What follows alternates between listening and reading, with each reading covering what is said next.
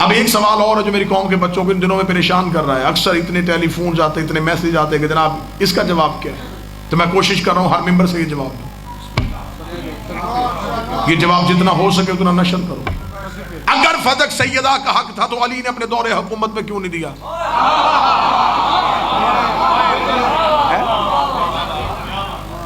یہ سوال ہے, موجود ہے, اب بھی ہو رہا ہے.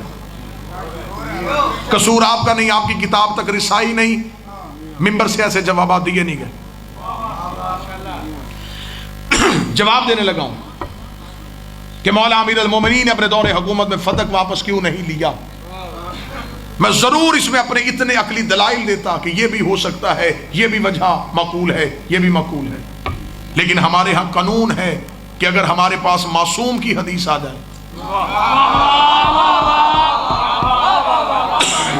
تو ہم اپنے عقلی دلائل کو روک دیتے, پھر تسلیم کرتے, مان لیتے ہیں کہ پھر معصوم نے کہا ہے کہ اب معصوم نے یہ جو حدیث کہہ دی اب یہی کل گیا. ہمارے جواب دینے اور معصوم کے جواب میں ایک فرق ہے. میں جواب دوں گا نا تو ایک دوسرا سوال پیدا ہو سکتا ہے کہ ٹھیک ہے جی اگر یہ نہیں تو پھر میرا سوال یہ ہے کہ پھر یہ کیوں نہیں. معصوم کے جواب میں یہ معجزہ ہوتا ہے کہ معصوم کے جواب کے بعد کوئی بھی سوال پیدا نہیں ہوتا. معصوم جواب سوال کے ساری جہتیں دیکھ کے دیتے ہیں. اب میں جواب معصوم پڑھوں گا, یہ کسی مولوی کی تحقیق نہیں ہے, یہ منزل تسلیم والے کا فیصلہ. اتنا جامع جواب ہوگا کہ آپ کو دوسرا سوال ذہن میں آئے گا ہی نہیں. سرکار ششم سے پوچھا کہ مولا فتح امیر المومنین نے اپنے دور میں کیوں نہیں دیا؟ میں بالکل وہ لفظ استعمال کروں گا جو امام نے کیا.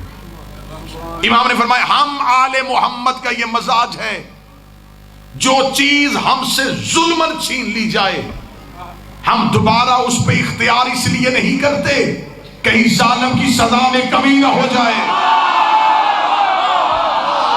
بادشاہ حسین ہاتھوں کو سلامت رکھے, یہ ہاتھ سیدہ کے مقدمے میں بطور گواہی کے لکھے جائیں.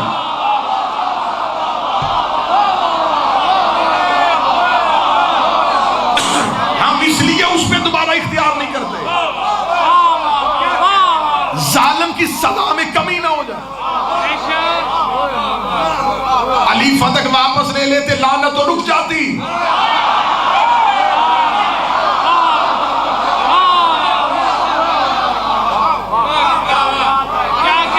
کیسا جواب, کیسا جامع جواب. اس میں میں ایک واقعہ کوٹ کر دیتا ہوں, اگر کوئی کہے کہ یہ جواب تو آپ کی شیعہ کتابوں میں ہے, اس کا ہماری کتاب سے ریفرنس دیتا ہوں, میں سنی کتاب سے ریفرنس دیتا ہوں. رسالت امام جب مکہ میں رہتے تھے تو اپنے ابائی گھر جو جناب عبد المطلب اور عبداللہ کا تھا اس میں رہتے تھے. رسالت امام نے مکہ چھوڑا, مدینے چلے گئے. ابو لہب نے نبی کے خاندانی گھر پہ قبضہ کر لیا. نبی ہجرت کر کے مدینہ سے واپس پھر مکہ آئے. جب فتح مکہ پہ نبی پہنچے, فتح مکہ پہ نبی نے پہنچے تو نبی سے کہا یا رسول اللہ وہ جو آپ کا آبائی گھر تھا کیا اس کا قبضہ واپس نہیں؟ نبی نے فرمایا نہیں, میں ابو لہب پہ لعنت کو روکنا نہیں چاہتا. مورخ کیا لکھے گا کہ جب اس کا زور تھا اس نے قبضہ کر لیا, جب محمد کا دور آیا تو اس نے قبضہ کر لیا. کیا میں بھی وہی فیل کروں جو اس نے کیا؟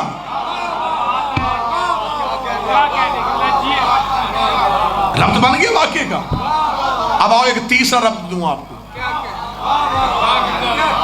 ایک بندے نے میرے چوتھے امام سے پوچھا فرزند رسول قتل حسین کا انتقام کس نے لینا؟ فرمایا ہمارے آخری بیٹے نے. اس نے کہا مولا آپ امام نہیں, آپ بھی تو علی کے بیٹے ہیں, آپ کی رگوں میں بھی تو علی کا لہو ہے.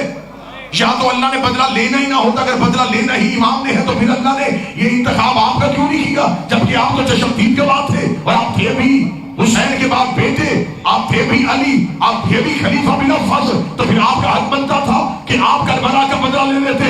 اس جواب میں پورا مجمع بچوں کے بل بھی کھڑا ہو جائے. امام کے جواب کا قد پھر بھی بڑا ہے. امام سے کہا مولا آپ نے بدلہ کیوں لیا؟ امام نے کہا اگر میں بدلہ لیتا تو صرف اس دور کے یزیدیوں سے لیتا, بدلہ بعد میں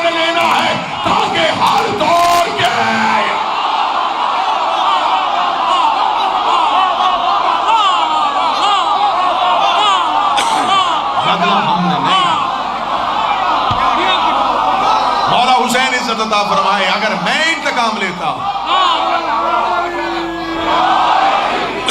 تو انتقام تو رک جاتا. کسی چیز کا انتقام ایک دفعہ ہوتا ہے.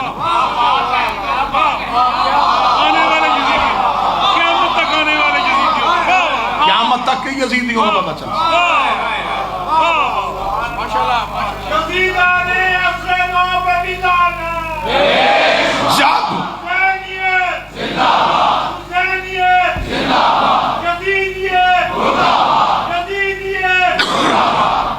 میرا سنی بھائی اگر کوئی تشریف فرمائے، اگر پہلے خلیفہ نے لے لیا تھا تو پھر آپ کی کتابوں میں لکھا ہے کہ عمر بن عبدالعزیز نے اپنے دور میں واپس کیا.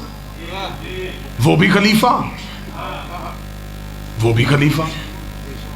جس نے لیا تھا وہ بھی خلیفہ، جس نے دیا. پھر دونوں میں سے حق پہ کون ہے؟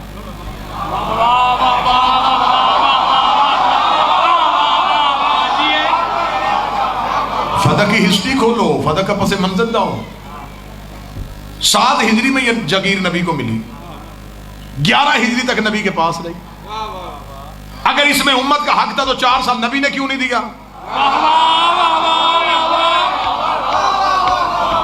مولا حسین اگر اس میں امت کا حق تو معاذ اللہ پہلا اعتراض تو بھی رسالت پہ آ جائے گا. رسول نے کیوں نہیں دیا؟ آگے چلو، حاکم نے کیا کہہ کے بی بی سے لیا تھا؟ یہ امت کا حق ہے، تو پھر حاکم نے امت کو دیا کیوں نہیں؟ کوئی تو بندہ بیٹھا تو سن رہا ہے کہ نہیں؟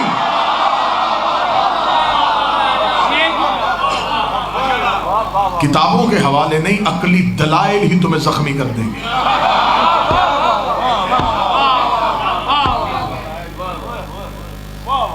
ساری چیزیں چھوڑو، ایک ہی حقیقت تمہارے گلے کا پھندا بن جائے گی. تم نے یطہرکم تطہیرا کی منزل پہ فائز بی بی سے گواہ مانگا کیسے تھا؟ ہوئے ہوئے ہوئے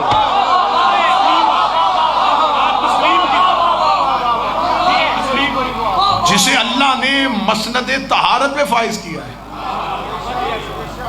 اس سے گواہ کیوں مانگ لیا؟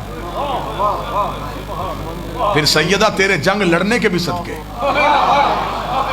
تو نے بھی گواہیاں ایسی دی ہیں.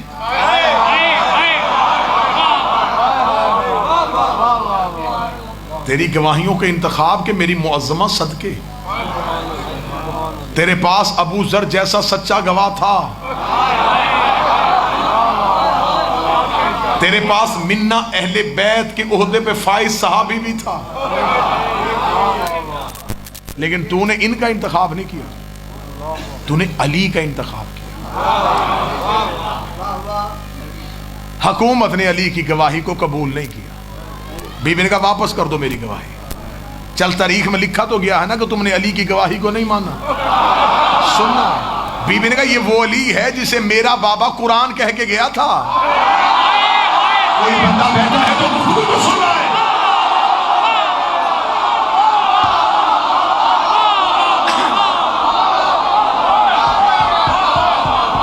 تم نے قرآن واپس کر دیا.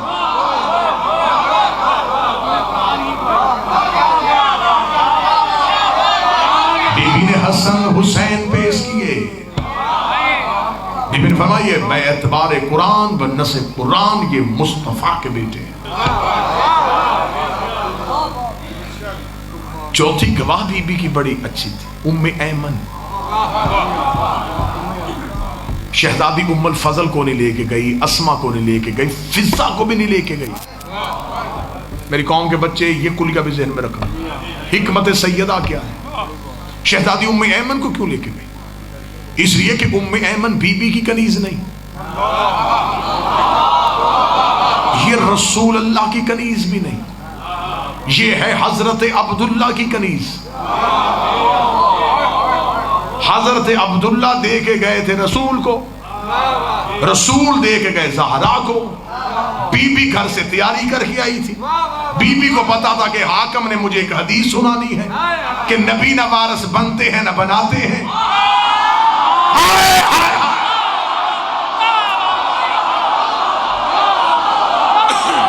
بی بی نے ام ایمن